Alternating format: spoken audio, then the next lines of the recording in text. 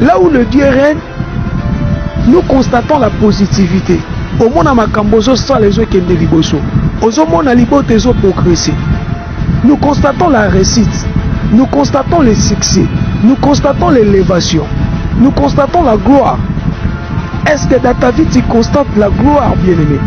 Est-ce que dans ta vie tu constates les choses en train de faire? Est-ce que tu constates les succès? Parce que ce sont des signes qui montrent que dans ce lieu, c'est le Dieu qui règne. Et là où le diable règne, nous constatons quoi, bien-aimé, dans le Seigneur?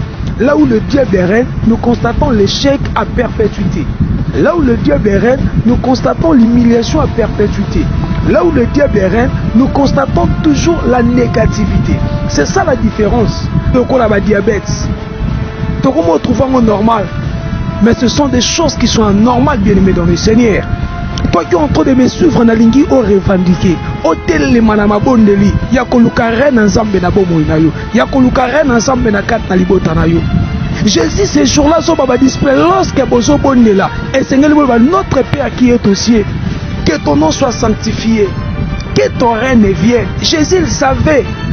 Yako senga règne nzambe. Bo senga toujours règne nzambe na bomo inabino.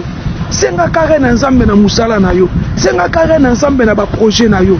Maman, toi qui es en train de me suivre, tu dois toujours demander les règnes de Dieu dans la vie de tes enfants. Pourquoi? Parce que le monde d'aujourd'hui est sous l'emprise du diable. Le malheur à la terre.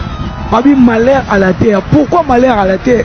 Parce que Satan a quitté na sekuna na kanda makas. Bino na kat na libota avant boba la ral faut Ce sont des choses qui sont normales, bien-aimés, dans le Seigneur. Et je l'accepte que non, c'est le diable qui règne. Loko oza komemaren ya Satan na vie ya mutu ezani. Et loko oza komemaren na Satan na vie ya moto. Natali sibiso awa eza auto bengi ba hôtel oza établi. Là où le ceste est commis, l'hôtel du diable est établi. Et là où l'hôtel du diable est établi, le règne du diable est installé. Ce sont des choses que le Seigneur n'a pu se comprendre, bien-aimé. Et c'est des hommes aux autres et ça pour établir hôtel à Satan na kat na mabota, bien-aimé. Mabota belé le lobo se souffrir. Mabota belé le lozo kwama. Et ça pourquoi? Et ça pourquoi? Parce que ça nécessite au salema. Et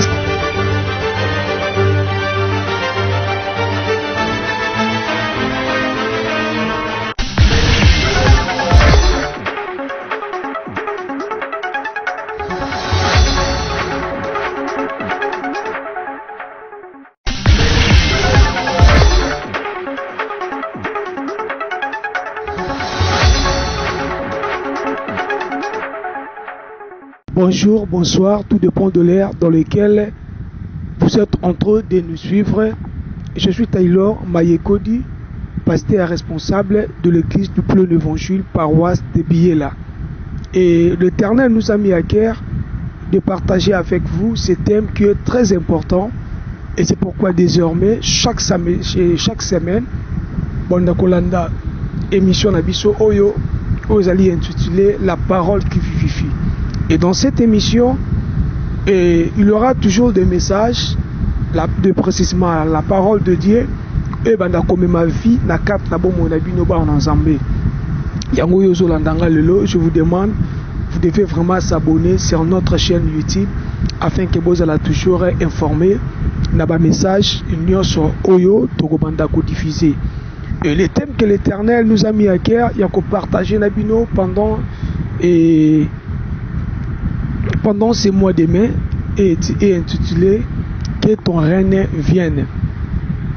Que ton règne vienne, c'est ça le thème que l'Éternel nous a mis à cœur. Il y a qu'on partage Nabino, chers internautes, au besoin d'Abisso partout dans le monde entier. Et avant de commencer mon message, j'aimerais d'abord vous inviter de prier là où vous êtes. Adonai, nous te bénissons pour ta bonté, pour ton amour.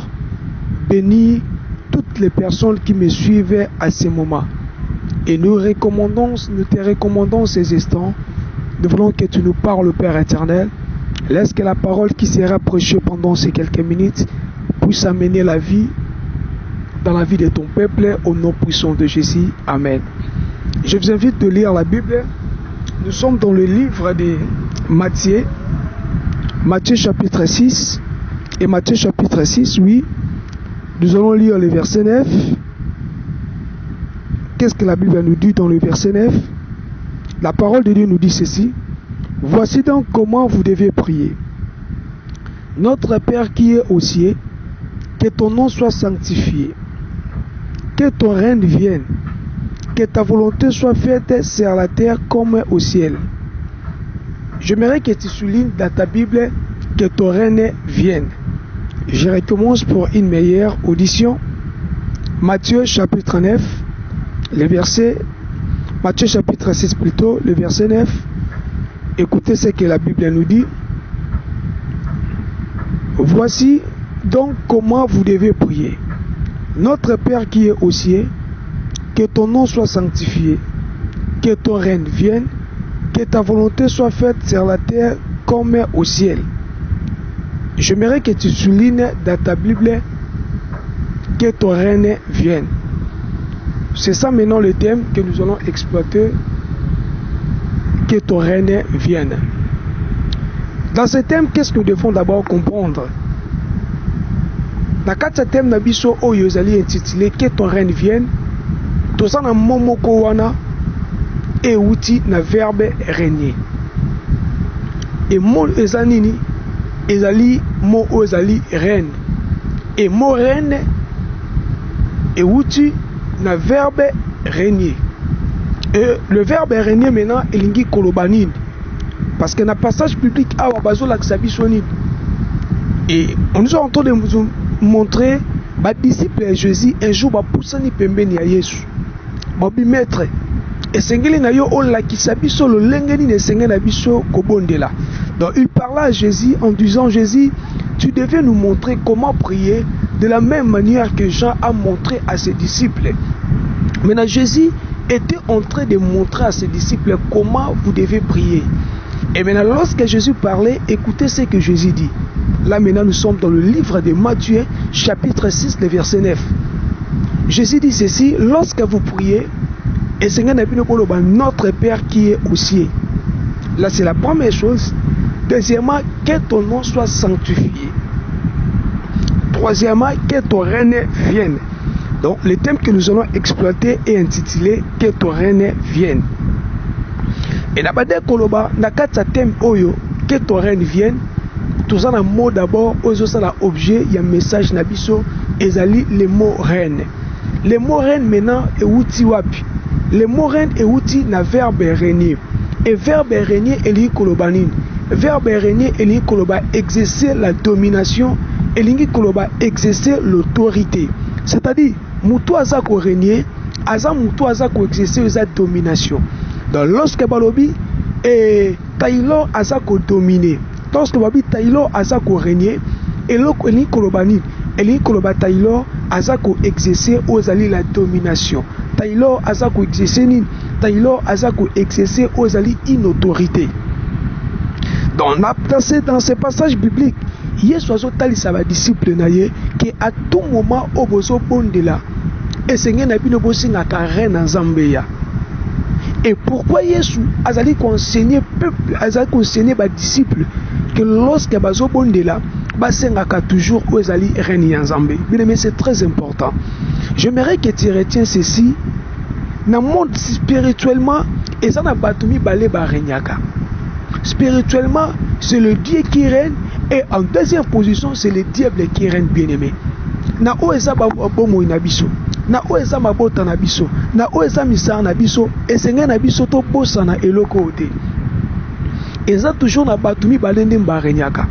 Et ça soit le diable azako régner ou soit Nzambende azako régner. Et c'est pourquoi Jésus, lorsqu'abandel ko bondela et pas lorsqu'azako lakisa, ba disciple na yo le lengo esenge bango ba bondela, azako ya ko talisa ba disciple, ya ko loba ke non, esenge na bino à tout moment, bosinga kare na Nzambe sani eya. Parce que Jésus sait très bien et au Bible les a ko reconnaître que le monde entier autoza lelo est sous l'emprise du diable. Muto azo régner, c'est le diable qui règne. C'est le diable qui opère, bien aimé dans le Seigneur. Et c'est pourquoi Jésus, ces jours-là, tant que les disciples, tant que bozo bondela, et senge na bino bosengaka toujours bokonza nzambe eya. Parce que spirituellement ils ont toujours na batu balé barenyaka. C'est soit le diable qui règne, soit le Dieu qui règne. Et ça ba question au moins dans nzambe nyonso et senge no toujours o mitunaka ba question. Et senge no tuna ba question on a quatre na vie na yo. Et senge li otuna ba question oyo na quatre na libota na yo. Réellement lelo nana za ko régner. Est-ce que nzambe ne mutaza ko régner na vie na yo ou bien ça diable ndaza ko régner na vie na yo? Regarde très bien ta famille. Nana za ko régner lelo na libota na yo. Parce que spirituellement ezaka na batumi balende bazo régner. Soit nzambe bazo régner, soit diable bazo régner.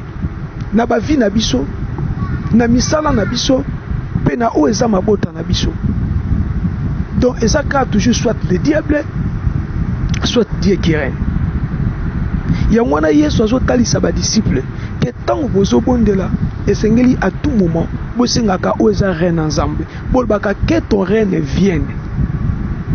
Parce que et si qu'ensemble baza ko régner, le diable ne peut pas régner. Et reine à Satana ensemble et se manifestaka comment? Reine à Satan ici qu'Ezali, lorsque nous parlons de la reine de Dieu, c'est la manifestation de la puissance de Dieu. Notre Dieu règne, il y a toujours la positivité. Mais là où le diable règne, nous constatons la négativité. Mais comment tu sauras que c'est le Dieu qui règne dans ta vie ou c'est le diable qui règne dans ta vie? Mais c'est simple pour savoir que dans cet endroit, c'est Dieu qui règne ou dans cet endroit que le diable qui règne. C'est simple pour les savoir. Et même et si quand au diable a régné, ça se voit facilement. Là où le Dieu règne, nous constatons la positivité. Au monde à Makambozo sans les yeux qui ne liboso. Aux hommes à libotezo progresser. Nous constatons la réussite. Nous constatons le succès. Nous constatons l'élévation. Nous constatons la gloire. Est-ce que dans ta vie tu constates la gloire, bien-aimé? Est-ce que dans ce que tu es en train de faire, est-ce que tu constates le succès? Parce que ce sont des signes qui montrent que dans ce lieu, c'est le Dieu qui règne. Et là où le diable règne, c'est là est aussi facile de le constater. Nous constatons quoi, bien-aimé, dans le Seigneur? Là où le diable règne, nous constatons l'échec à perpétuité. Là où le diable règne, nous constatons l'humiliation à perpétuité. Là où le diable règne, nous constatons toujours la négativité. C'est ça la différence. Parce que là où l'Éternel règne, il y a la positivité. Mais là où le diable règne, il y a la négativité. Au lieu de vivre l'élévation, vous allez constater l'humiliation. Au lieu de vivre le succès, vous allez constater toujours les échecs qui vont commencer à se répéter.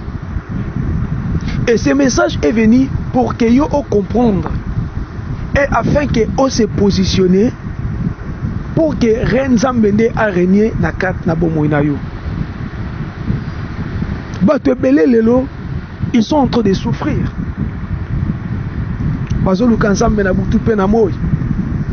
Mais l'Éternel m'a envoyé pour te dire Moko e biloko ozo sala que souffrance et persister kat na mabota na biso. C'est parce que nous avons mis Moutaza pour régner. C'est parce que le diable n'a pas régné. Et ça m'a quoi à cause aux osala que makambozo simbate na misala. Et ça m'a quoi à cause aux osala que non makambozo simbate na libota. Regarde très bien ta famille. Est-ce que makambozo simba na kat na libota? Regarde très bien ton travail. Est-ce que makambozo simba na musala na yo? Regarde très bien ton couple, bien aimé dans le Seigneur, ton foyer. Est-ce que les choses vont de l'avant ou bien les choses reculent? L'Éternel m'a envoyé pour te dire, Moko Bakos, eux ils que non, Makambouana et Roum, il a toujours la carte à libota. Et ça parce qu'un Zambédé, Azako régné, mais parce que c'est le diable qui règne dans ta vie. Est-ce que là où tu es, tu peux dire très fort Amen? Et si quand Satan a régné, toujours remarquant notre koloba awa na ba négativité. Et na mabota bongo, tu vas remarquer, il y a toujours la négativité. Il n'y a pas de positivité. Oui, certaines négativités, comme on a bon moya moto, c'est l'Éternel peut aussi le permettre afin qu'à manifester aux gloire naïe. Mais lorsque la négativité est comme perpétuelle et comme il persiste toujours, on doit directement savoir et le cause ça c'est le diable qui règne. J'aimerais d'abord maintenant parler sur les règnes du diable avant de parler sur le règne de Dieu. Voici maintenant le signe bien aimé dans le Seigneur qui montre que Moutouasa ko régner et ensemble, qui montre que Moutouasa ko régner c'est le diable. D'une manière générale dans le lobby, c'est la négativité à perpétuité. Donc lorsque tu constates la négativité dans ta santé, la négativité dans ton travail, la négativité dans ta famille, aux à perpétuité. Par là, ils ont moko bilembo. Aux autres, non, ici, ce n'est pas Dieu qui règne, mais c'est le diable qui règne. Et plus précisément, qu'est-ce que vous allez encore remarquer? Et si quand au diable ça couronné, par exemple, dans ma bota, tout ça n'a pas maladie, ou tout ça n'a pas maladie, ou ça héréditaire. Les maladies héréditaires, oui, c'est normal. Tellement papa bela kiango et bana pe baza ko ko belango. Là, c'est un plan médical et que ça tout à fait normal. Mais j'aimerais te parler, bien aimé dans le Seigneur, du point de vue spirituel, c'est tout à fait anormal. Aujourd'hui, qu'est-ce que nous constatons? Une maladie no kwa bela kiango. Na libota moko batu nyos bakufara na maladie moko. Et moi je connais une famille au batu nyos bando kufara baonos na Tibère. Et au monde les bandits pas banate, mais bandits déjà pas bakoko. Donc koko akufa ki na Tibère, malade na Tibère, na tuberculose et comme il peut ko kitape abana. Et ça moko ba signe ezo laksa que non na libota oyo muto aza ko régner, ce n'est pas le Dieu qui règne. Mais ça va biloko zo talisa que dans cette famille, c'est le diable qui règne. Au monde na libota mususu, qu'est-ce que tu vas remarquer? Ba situation négative et ça maintenant ko peut exister. Et ça qui est pas koko et comme il pas moi et autres qui tapent na ko kitanase. Et ça ba biloko lorsque bozo constater yo zo landanga na moment oyo et singa na yo tema na ba prière o luka o za rena nzambe na kata libota. Et zo talisa ke non na kata libota wana muto aza ko régner za nzambe te. Mais muto aza ko régner c'est le diable qui règne. On remarque dans certaines familles, la maladie moko. C'est tout à fait anormal, bien aimé dans le Seigneur. Et ça, signe dans cette famille, ce n'est pas Dieu qui règne, mais c'est le diable qui est en train de régner. Et moussou, ça, citation est négative. Au monde, échec, citation au no kwa zalaki nengo, et ça même citation est pas na yo, et zo kitana libota mubimba. Au monde qui ont pas koko. Au monde pas maman, au monde pas na yo, les lopes comme les pères banana yo. Au monde na kat na libota, il y a des belles filles, mais batukuna babala ate. Ou bien mutu ava bala et sengene na baba banda na bako sente. Et ce qui peut ba sente est à côté na libota bongo, et que à côté na libala bongo. Et kami bote la nanute, les mabote comme compliqué. Et ça ba signe zo la que non, c'est le diable qui règne. Mais toi qui es en train de me s'ouvrir dans un moment où tu dois chercher la profondeur afin que Nzambe n'a pas régné. Parce que pour la makambo ici là, pour la citation est longue. Et ça c'est un reine à Satan ici là, mais reine à Nzambe ne banda. Parce que tant que Satan a régné, il y a une citation oyo et qu'on combat toujours na ko continuer. Ozola nanga peut-être le long na zolo baboza na miklia poto. Mais ça va même citation na carte na libote l'agneau qui non a poto tala tikane biso bien aimé dans le Seigneur ça draine à Satan et qui paraliété au Congo ko bageno na la Congo na ki mango ata na États-Unis et landa yo parce que Satan a na frontière te partout ko landa yo mais le Congo ko ça la pono ko luka délivrance sa vie na yo eza ko luka elongi nzambe ya ko luka reine nzambe na vie na yo ke nzambe nda kita ke nzambe nda banda ko régner. Et ça n'a pas tout le monde remarqué. Les gens sont intelligents. Mais Moussa les athées. Mais lorsque vous constatez de pareilles choses dans votre famille, et ça va signer que non, c'est le diable qui règne. Et c'est pourquoi je t'invite, bien aimé dans le Seigneur, il y a Koluka Nzambe, afin que reine Nzambe ne kota, pour que vous soyez délivrés. Mais les bassines, que non, Moutou azako régner, c'est le diable. On a parlé d'abord à Ozali, les maladies héréditaires. Aujourd'hui, tout le monde trouve en normal. Pas maladie, le corps a diabète. Tout le monde trouve en normal. Mais ce sont des choses qui sont anormales, bien aimés dans le Seigneur. Toi qui es en train de me suivre, na lingi o revendiquer. O tele manama bondeli. Ya koluka ren ensemble na bomo inayo. Ya koluka ren ensemble na kat na libota na yo. Jésus, ces jours-là, sont pas display. Lorsque bozo bondela, et Seigneur, notre Père qui est aux cieux, que ton nom soit sanctifié, que ton règne vienne. Jésus le savait. Il y a que senga reine ensemble. Bo senga toujours reine ensemble na bomo inabino. Senga reine ensemble na musala na yo. Senga reine ensemble na ba projet na yo. Maman, toi qui es en train de me suivre, tu dois toujours demander les règnes de Dieu dans la vie de tes enfants. Pourquoi? Parce que le monde entier, le monde d'aujourd'hui est sous l'emprise du diable.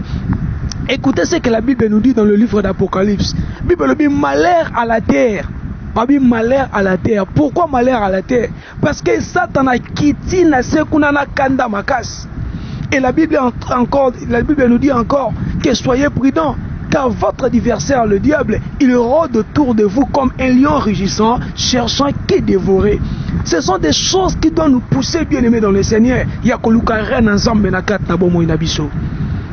Lorsque tu constates des problèmes et stérilité, et comme perpétuel, c'est le diable qui règne. Yaya liboso, stérilité frappée qui est. Yaya mibale, stérilité frappée. Donc, avant ce sont des choses qui sont normales, bien aimées dans le Seigneur. Et non, c'est le diable qui règne. Et non, c'est le diable qui règne, bien aimé. Ma citation négative. Batubaza maïle mais misale zate. Batubaza maïle mais baza toujours qu'on souffre. Et ça babilo ko ozo talisa que non, c'est le diable qui règne. Nakat na mabota basa kitoko me baba la kate. Bato bazo sala ba commerce bazo kende liboso te bazo progresser te attends quelqu'un soit fond ba pesio mais il faut ko yakaka. Ce sont des choses qui prouvent que non, c'est le diable qui règne. L'Éternel nous a envoyé avec ces messages afin pour que vous la délivrer, pour que bino bozo landa biso bo kangolama. Parce que tant zamba ko régner yebaka makambo nyonso kosi là. Nalingi pendant que naza koloba o réaliser très bien dans libota na yo. Est-ce que ça makambo yo constaté que makambo ya négativité oza ko se répéter, que makambo toujours ya pas oza ko se répéter, citation oza nango lelo. Est-ce que ça citation baboti no baleka nango te? Est-ce que ça citation o bakoko no baleka nango te? Est-ce que ça même citation o ba no bazo vivre te? Mais maintenant on se comprendre makambo yo yeba que non et ça ba signe sur l'accent que ce Dieu c'est le diable qui règne. Zambe sika renyaka makamba boezalaka te. Au constater dans ton commerce, à ton bandit n'a fait combien? Souka il faut quoi? Au combien? Mais lorsque tu constates ces choses, et ça babilo quoi c'est ngana yo comprendre que non, c'est le diable qui règne. Au bandit na commerce à combien? Combien de fois ba renforcer yo quoi ka toujours? Ozote quand même bon wezate. Soko zu musala malonga souka il faut ba révoquer yo. Lorsque tu constates ces choses, tu dois savoir le diable règne dans ta vie. Le diable règne dans ton travail. Le diable règne dans ta famille. Tu dois chercher le règne de Dieu. Tu dois chercher le règne de Dieu afin que ma situation en négativité et ça va changer, bien aimé dans le Seigneur, la positivité. Maintenant, comment le règne à Satan essayer de s'établir dans quatre nabomo yabatu? Parce que na parlé la talisibiso awa spirituellement et ça na batumi balende barenyaka. Spirituellement toza na nzambe o azako régner et spirituellement toza na diable o azako régner. Et si quand nzambe azako régner toza ko constater ni toza ko constater la positivité, toza constater makambozo za la malade, makambozo kende liboso, makambozo progresser. Mais si quand au diable azako régner toza ko constater ni nous constatons la négativité, nous constatons l'humiliation, nous constatons la pauvreté, nous constatons l'échec, nous constatons la malédiction. Et toi qui es en train de me suivre, lorsque tu constates ces choses dans ta vie, tu constates ces choses dans ta famille, tu constates ces choses dans ton travail, sache-le très bien que c'est le diable qui règne. Maintenant, diable a qu'à régner le lengeni ni ket na bomo yabatu. Voilà, on continue normalement prochainement. Maintenant, un peu kolobango momuke et prochainement on continue pour nous kotalisa biso et loko nini eza ko mema reine à diable. Qu'est-ce qui amène le règne des diables dans notre vie? Parce que bato belé baza ba ignorant. Aujourd'hui ba kutani na ba situation est négative ne noti koloba awa. Mais devons aussi savoir et loko nini ozo mema reine à Satan. Et loko nini ozo sala que Satan ne a ko régner kat na bomo ina biso.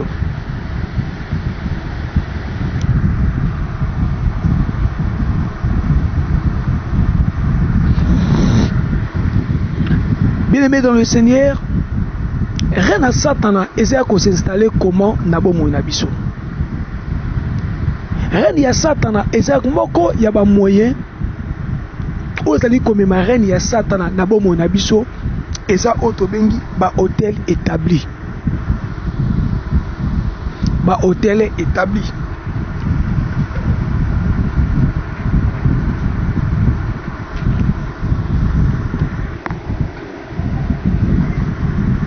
Rien à Selokoni. Toi, tu peux parler à Wake que Satan a coquille régner et Babyloko sur la non, c'est le diable qui règne. Tu remarques ça toujours lorsque tu constates la négativité dans la carte Mabota, tu constates la négativité dans la carte Misala. Il y a un peu de moko et biloko sur ta lisabiso que non, Moutou Oaza ko régner et sans embêter. Mais Moutou Oaza ko régner et ça le diable. Maintenant, rien y a Satan na bomo ya mutu et yaka comment.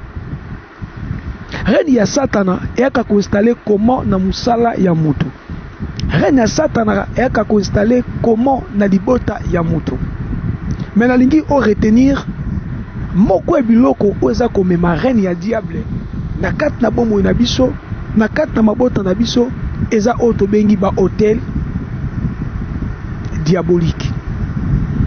Et avant de continuer, na kolsepela mingi totanga na kat na Bible dans le livre il y a Juge chapitre 6 et nous allons évoluer. Je vais lire. Je suis dans le livre de Juge chapitre 6.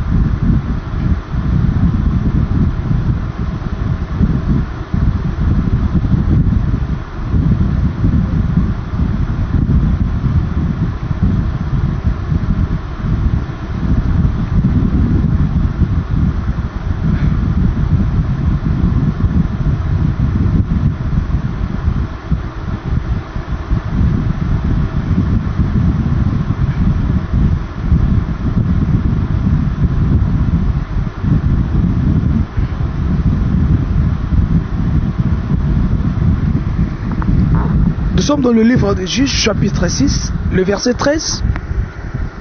Ah, nous allons parler maintenant. Et l'okonini, et ça comme ma reine à Satan na bomoy. Oza ko installer reine à Satan na carte na bomoy abatu. Dans une famille, dans les commerces, c'est ça maintenant ce que je parle. Nous sommes dans le livre de Juges, chapitre 6, le verset 13. La Bible dit, Gédéon lui dit, ah mon Seigneur, si l'Éternel est avec nous, pourquoi toutes ces choses nous sont-elles arrivées? Et où sont tous ces prodiges que nos pères nous racontent? Car ils disent, l'Éternel ne nous a-t-il pas fait monter hors d'Égypte? Maintenant l'Éternel nous abandonne et il nous livre entre les mains des mendiants. L'Éternel se tourna vers lui et dit, va avec cette force que tu as et délivre Israël de la main des mendiants. N'est-ce pas moi qui t'envoie? J'ai donc lui dit, ah mon Seigneur, avec quoi délivrerai-je Israël? Voici ma famille est plus pauvre à Manassé, et je suis le plus petit dans ma maison, dans la maison de mon père. L'Éternel lui dit, je serai avec toi et tu battras mendiant comme un seul homme. Et pour sauter maintenant, tu regardes toujours dans le livre de Juge chapitre 6.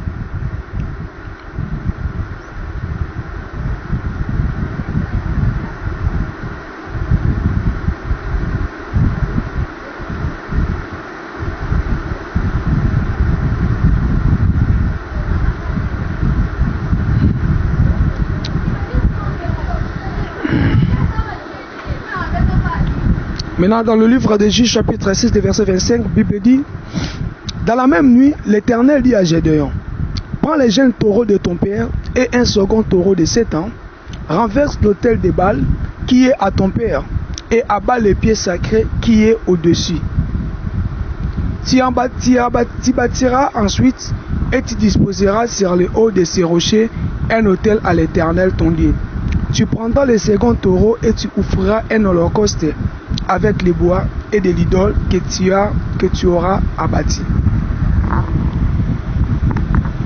Nalobi moko ya biloko oza komemare na satana na vie ya moto ezali oto bengi ba hôtel satanique.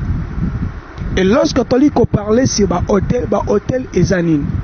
Un hôtel oto benga satanique, c'était un objet ou bien un lieu qui amène la puissance satanique. Donc, autobenga ozali ba hôtel satanique et kokozalani ya liboso, un hôtel satanique et kokozala un objet ou un lieu oza consacré et pas ya diable pour les sacrifices. Parce que moko biloko oza komemaren ya satana na kata bomo na biso ezali ba hôtel ou eza établi. Mais lorsque l'hôtel satanique est établi dans l'ibota, et qu'on met toujours où est reine Satan. Lorsque l'hôtel satanique est établi dans la famille, cela n'amènera pas le règne du Dieu, mais cela mènera le règne du diable dans notre vie. Et maintenant, moko ya babiloko, on a lobby eza komema règne ya diable na kata bomo na biso, ezali otobengi ba hôtel satanique. Hôtel satanique ezani. Un hôtel satanique, c'est d'abord un lieu, donc c'est un objet, ça peut être un objet ou un lieu aux alliés consacré et pas consacré et pas à Satan pour les sacrifices. Bougez-moi si vous mouillez. Bougez. C'est pas. Bougez. C'est bon. C'est bon.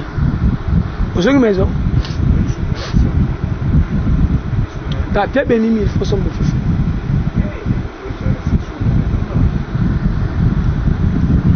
Je disais, un hôtel c'est quoi? Un hôtel c'est un objet ou un lieu consacré au diable pour les sacrifices. On est à hôtel ou est satanique. Donc hôtel satanique est un hôtel satanique est un lieu ou bien un objet où est consacré et pas un diable pour les sacrifices. On a définition liboso yangoana. Définition mi balé ezani. Un hôtel satanique est peut défini comme un acte, un objet, un lieu ou un acte qui attire la puissance satanique. D'abandeli, un hôtel satanique est peut aussi défini comme un objet, un lieu ou un acte qui attire la puissance satanique.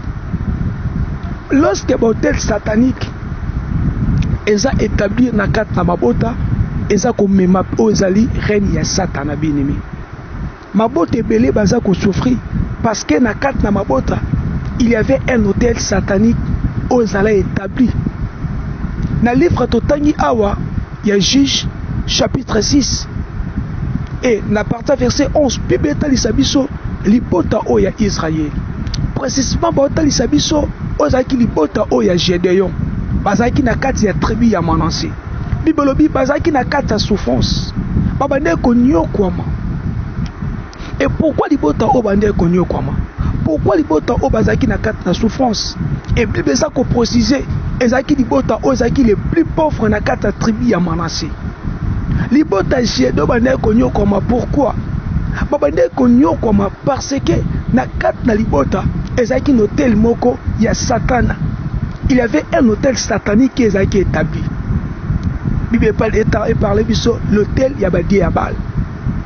Et maintenant, lorsque Nzambe a délivré libota ya Gédéon, na souffrance au bazalaki neango, na pauvreté au bazalaki neango, ange azotinda Gédéon, il envoie Gédéon, pas kende d'abord kobanda ko détruire au ezaki hôtel. Pourquoi? Parce que l'ange savait très bien, et loko eza komema reine ya diable, o eza komema souffrance, o eza komema pauvreté, na kata libota Gédéon. C'était quoi? C'était l'hôtel bien-aimé dans le Seigneur. Et c'est pourquoi toi tu es en train de me suivre à ces moments bien-aimés. Et Seigneur n'a eu à comprendre.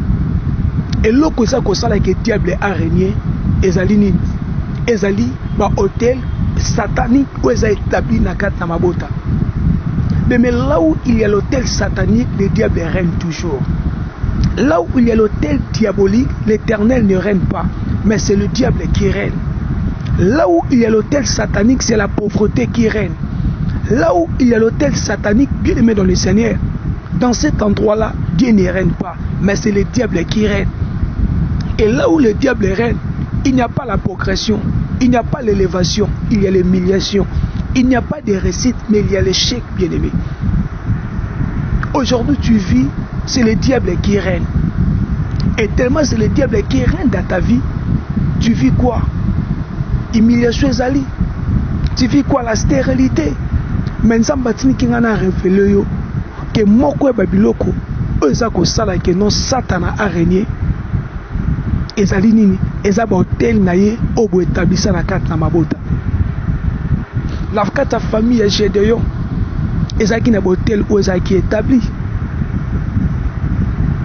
Ezaki na hôtel où ezaki établi. C'est pourquoi ange pour a délivrer libota oyo. A délivrer libota oyo. Ange azo salani. Ange azo banda d'abord ya koloba. Bakende ko buka o ezaki hôtel. Parce que tant que hôtel ya Satan ekozala na kati na mabota, na kati na misala, et Seigneur na yo comprendre que non, diable a continuer toujours à régner. Oko bondela, oko gêner, oko sala ba sacrifice ebele, oko pesa o eza offrande. Mais tu ne vivras pas oko joie o eza délivranceité. Et l'oko moko te ko changer. Pourquoi l'oko moko te ko changer? Parce que jusque là, Satan anda za ko régner. Parce que jusque là, c'est le diable qui règne. Mais pour ne rien à Satan ici là, et je sais dit, tout le monde d'abord détruit où est l'hôtel. La carte na libota na on est hôtel satanique est à niveau ni. Parce que c'est un abisso to comprendre. Na mabota auto botama tellement ba bot na biso belé ba ba kanzambete. Ba koko na biso ba kanzambete. Et belé ba sala ba parti na bango. Et ça na hôtel o ba établissa na mabota. Oh le lozo me ma souffrance bien aimé. Na ma pango tozo vendre.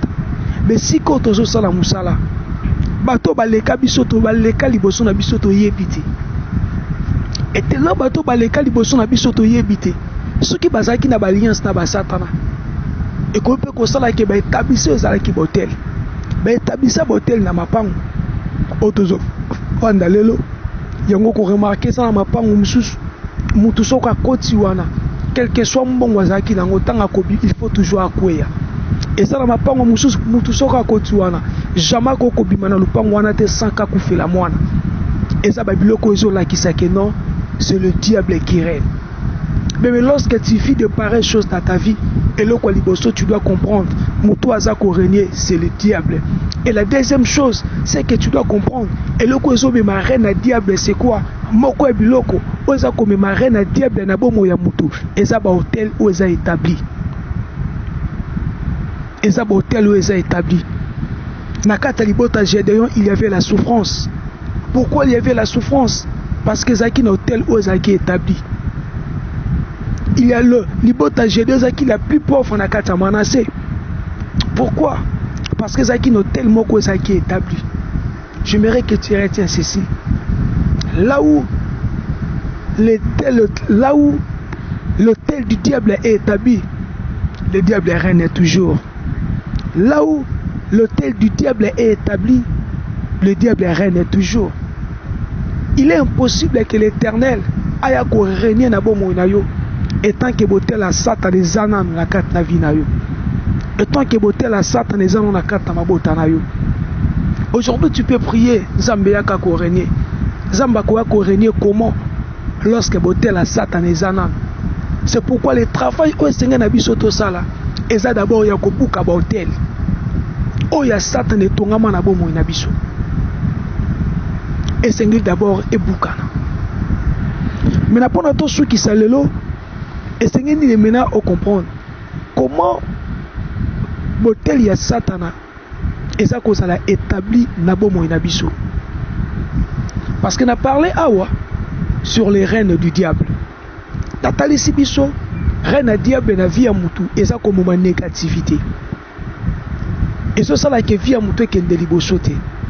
Et ce sala que mutu a réussir na makambo so sala. L'hôtel satanique eza ko sala établi comment na bomo na biso. Parce que a olandinga o comprendre déjà que non ceux qui lelo oza na citation oza nango lelo ezali parce que diable ne mutaza ko régner. Ceux qui libota na yo eza na citation o eza nango lelo eza parce que nzambe te mutaza ko régner. Eza parce que diable ndaza ko régner. Et Nathalie Sibiso a eloko nini ezo memare na Satan na vie ya mutu. Eloko eza ko memare ya Satan na vie ya mutu ezani. Eloko eza ko memare na Satan na vie ya moto. Nathalie Sibiso awa eza auto bengi ba hôtel o eza établi. Et na expliqué biso hôtel établi ezali. Ya liboso na lobi hôtel établi ezali ekoki kozala un objet, un lieu où est consacré pour un sacrifice de père et diable. Et yami balé na lobi hôtel satanique est défini comme un objet, un lieu ou un acte qui attire la puissance du diable. Et quand on a objet moko où est comme ma puissance à diable. Et quand on a acte moko où est comme ma puissance à diable. Maintenant, l'hôtel satanique est s'établit comment? Na carte na ba vie à Badou. J'aimerais que tu retiens ceci, bien aimé dans le Seigneur. L'hôtel satanique est ça qu'on a établi na bomo ya ba na Nzambe à partir ya ba mauvais acte.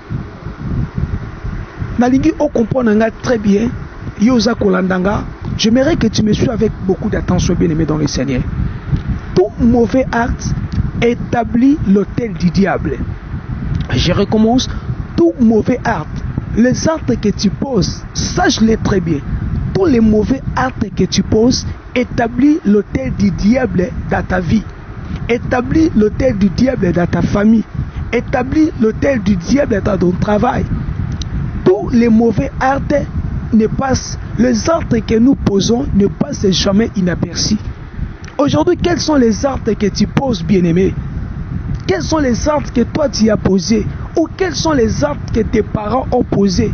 Parce que tout mauvais acte installe, établit l'hôtel du diable. Maintenant, quels sont les mauvais actes? Ou est-ce qu'on mema? Ou bien où est-ce qu'on établit hôtel satanique kat nabomo inabiso? Aujourd'hui, je vais citer quelques mauvais actes et nous allons prier pour nous allons continuer prochainement.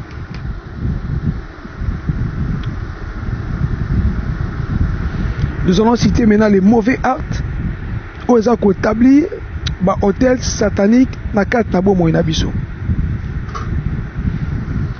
Acte à liboso où ils ont établi botel ou eza satanique na kat na mabota ezali otobengi inceste. Inceste ezali kosangisa nzoto entre bandeko ya même famille. Exemple, papa asangisi nzoto na mwana na ye, ou bien mama asangisi nzoto na mwana na ye, ou bien bana na bana basangisi nani banzoto. Nalingi o comprendre bien aimé. Et si kanyoso o inceste salami, acte wana inceste et attiraka puissance ya nzambe te. Mais acte o inceste eza ko attirer otobengi la puissance du diable. Donc par là tu dois retenir bien aimé dans le Seigneur, là où il y a l'inceste, l'autel du diable s'installe. Là où il y a l'inceste, l'autel du diable s'installe. Mais si dans ta famille, cet acte qui posé, na yebite, ba potino ba poser yango, eza ba acte o eza ko installer auto benga hôtel satanique. Au monde a remarqué na mabote belé eza makambo zo salama lelo, et surtout pour na bandeko bazana poto. Toujours mon peut-être c'est la modernité, surtout mon makambo normal. Bien aimé dans le Seigneur, nous devons savoir à cause de ba acte oyo eza na hôtel satanique ko eza établi. L'inceste établit l'autel satanique. L'inceste n'établit pas l'autel de Dieu, mais l'inceste établit l'autel satanique. Et là où l'autel satanique est établi, bien aimé dans le Seigneur, le diable règne. Ce n'est pas l'Éternel qui règne, mais c'est le diable qui règne, bien aimé. Je recommence cela, j'aimerais que tu le notes quelque part. L'inceste établit l'autel satanique. Et l'autel satanique installe le règne du diable. Là où l'inceste est commis, l'autel satanique est établi. Et là où l'autel satanique est établi, la puissance, le règne du diable est installé.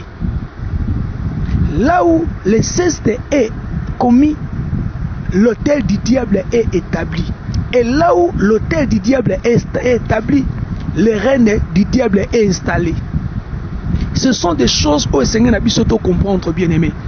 Inceste des hommes, ils ont tonga, ils ont établi hôtel à Satan na kat na mabota, bien aimé. Mabota belé le lobo se souffrir. Mabota belé le lozonio kwama. Et ça pourquoi? Parce que ça inceste au Salema. Inceste au Salema tellement vous n'avez pas eu le temps de prier pour ça. Aujourd'hui, Ememi Nini et Tonga hôtel. Hôtel wana lelo installé Nini. Hôtel installé au reine diable. Yo bino bozo landanga na moment o. Oyebi ke makambo sama na kata libota na yo bien aimé dans le Seigneur. Et Seigneur bolu kansamba profondeur. Et Nzamba tiebi son message au cœur pour que tout bon de la bino elongo afin que délivrance ekota. Afin que botel wana réellement ezala brisé. Botel wana koya pelobi ko ekota. N'oublie jamais, bien aimé dans le Seigneur, là où l'inceste est commis, l'autel du diable est établi. Et là où l'autel du diable est établi, le règne du diable est installé. Et là où le règne du diable est installé, il y a toujours la négativité. Il n'y a pas la gloire, il n'y a pas les récites, il n'y a pas les mariages, il n'y a pas les célibats. Il n'y a pas les mariages, il y a plutôt les célibats. Mais l'une des choses où je sens la lelo, malgré voyager en apoto, ozo lukambongo, rien ne va dans ta vie. Sambatini qui en a révélé yo, moko ebiloko zani, eza botel yo zala établi. Hôtel peut-être zala établi dans l'inceste. Peut-être yo moko zola nanga na moment o obima dans l'inceste, bien aimé. O sala bande ko na bande ko basangi sanzoto. Et lorsque obima dans cela wana, et Seigneur n'a yo comprendre, mais ça sera difficile pour toi au monde dans le boko nzambe. Parce que ça hôtel il y a Satan o eza établi. Et Seigneur hôtel wana salanine evukana. Oh, non, j'ai compris. Il y a koloba que non. J'ai des yon qui ne ko buka d'abord au ezali hôtel. Je dois que de ko buka d'abord au ezali hôtel. Parce que tant que hôtel est kozala, jamais koko kende liboso. Tant que hôtel est kozala, jamais koko progresser. Tant que hôtel est kozala, jamais koko réussir bien aimé. T'as la lelo raison to sonio kwama. T'as la raison lelo ba difficultés à exister. T'as la raison, le lot, oh, rien ne va na carte na mabota. Malgré tozo sala, malgré, mais ma kamozo simbate. Zambatini kingana ebisa yo bien aimé dans le Seigneur. Ezali parce que Satan anda sa kourengé. Pona le lot tozo soukana nous awa. Mais toko continuer bien aimé dans le Seigneur, tozo continuer programme nabiso et chaque semaine, yango nazo senga nabino boza kolandanga, bo s'abonner vraiment. Na chaîne Nabiso YouTube, oh, vous devez vraiment s'abonner nombreux, bon s'abonner nombreux et message oh yango ne comme ma délivrance na kata mabota na bino. Délivrance message où ne pour même changement. Et nous allons même organiser le temps de prier afin que le biko kota afin que bon mona oza réellement le boko ensemble kata na bomo na bino.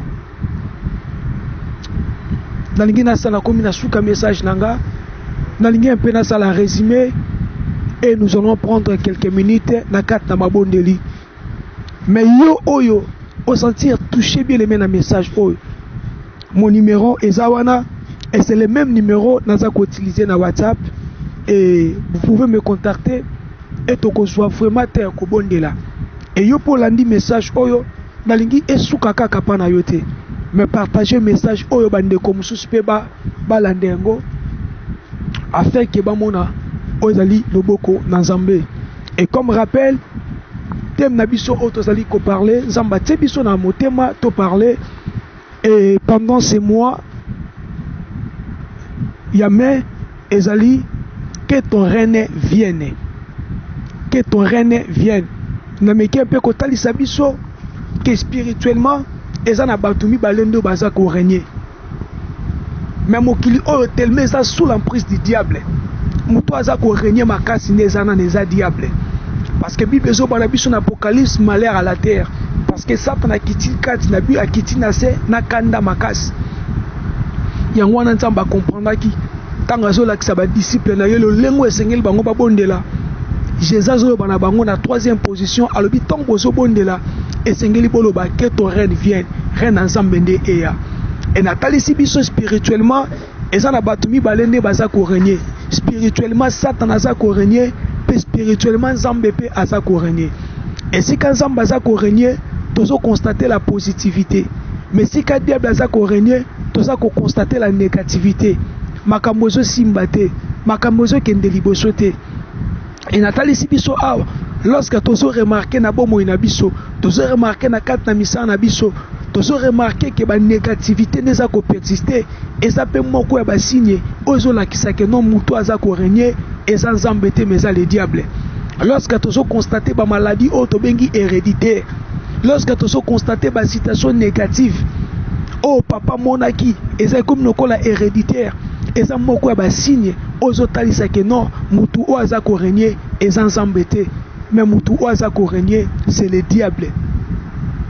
Et Nathalie Sibiso maintenant, et l'eau connaît les autres que le diable a régné. Et l'eau connaît ça comme ma reine à Satan à Bomo Inabiso. D'abord, ils allaient au Tobengi, ba hôtel établi.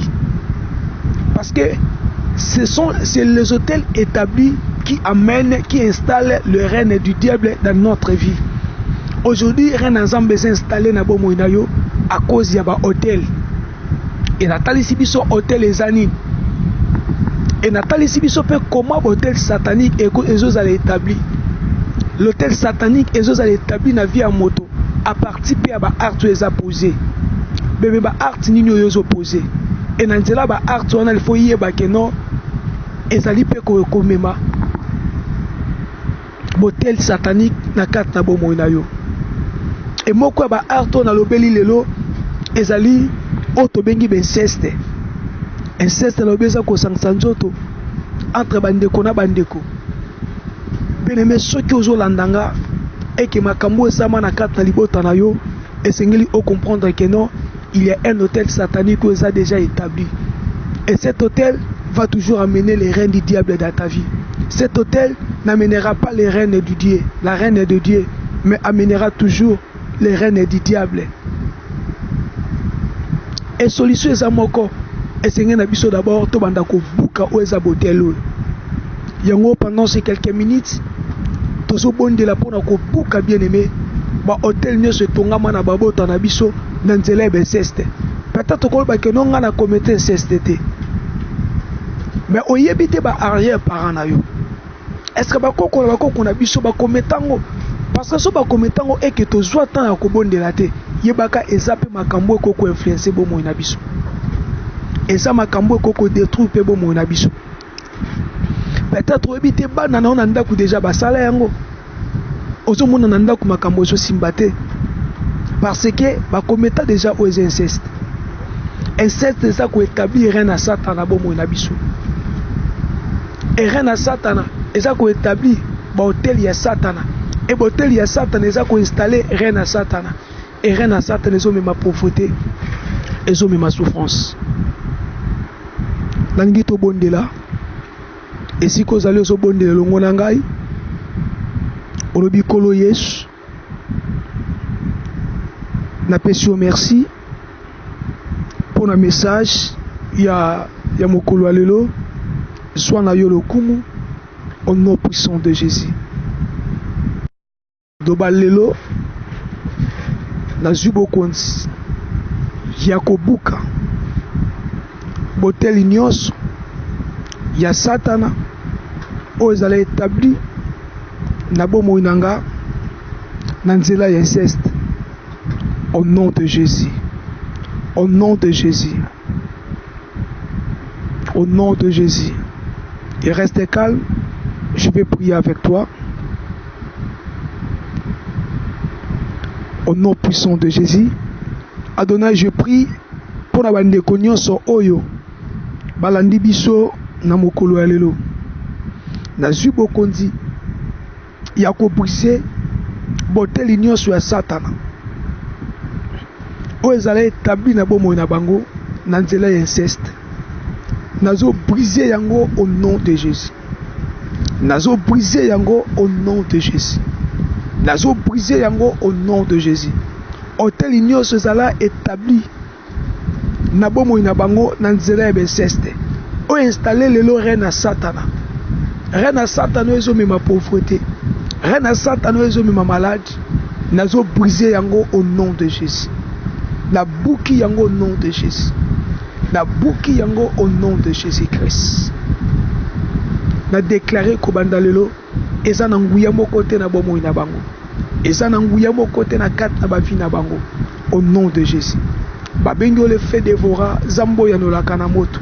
Yanola na moto na tongo lelo afin que botel nyonso ya Satana ezala brisé. Botel nyonso ya Satana ekweya au nom de Jésus-Christ. Amen.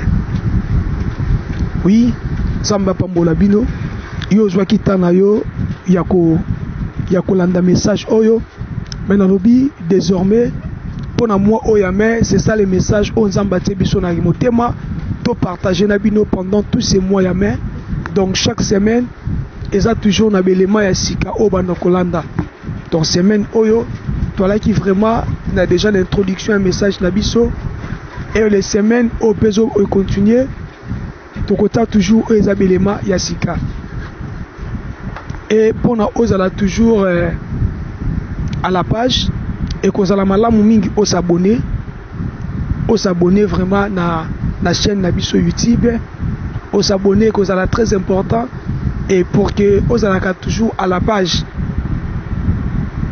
et na lobi pe contact nanga ezali possible ko pe ko contacter biso na numéro nanga oezawana plus 243 89 79 76 157 plus 243 89 79 76 157 et ça les mêmes numéros on a aussi la peine à niveau ya WhatsApp ceux que vous sentir vous intéressé contactez ngai to vous la peine à ozali ba prière en ligne donc c'est un peu de me contacter et pour que pendant un moment na biso ya prière oyo o bénéficier pe na oyo za loboko na Nzambe donc nazo senga no vraiment et contacter nga afin que na ajouter yo na groupe na biso ezali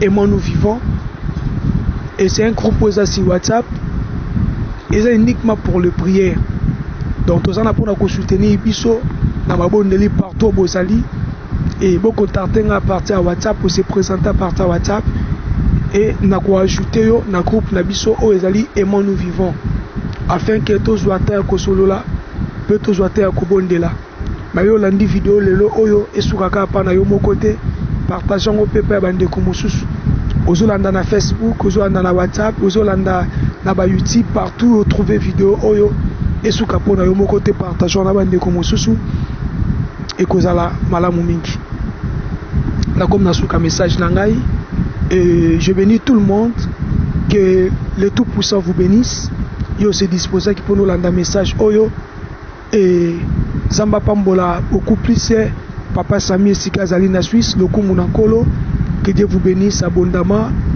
merci le beau qu'on ensemble vous mes aliko na yo et que la main de l'Éternel est appelée sous l'icolo et évangéliste Jephté Lucilaou Namboka ya Ongola tikete nzambe apambola yo nzamba mona yo nebi kozaki malade nzamba bikisa yo et la bondeli pesus na loboko na nzambe ezala likolo ya ndeko na ngai ya l'homme de Dieu Moïse et sikozolanda biso na Kinshasa nzamba pambola yo et na pesi mbote na bandeko nyonso ya église ya plein évangile précisément ya paroisse Abiela la pesi mbote pa ya sœur Jocelyne et pas ya sœur Sarah et pas ya sœur Alliance na pesi pe mbote pa ya mosali na nzambe Estela Ngangu Bilaka que Dieu vous bénisse et mbote belé pa ya ingénieur Beni Vanga mbote belé pa ingénieur Jesse mbote belé pa américain Mayekodi et pas l'homme de Dieu le Susu Oezali Jonathan Mayekodi mbote belé et na papa nanga molimo le référent Michel Chubangu mbote belé pa nabino que Dieu vous bénisse botika la malamu tokutani au prochain numéro.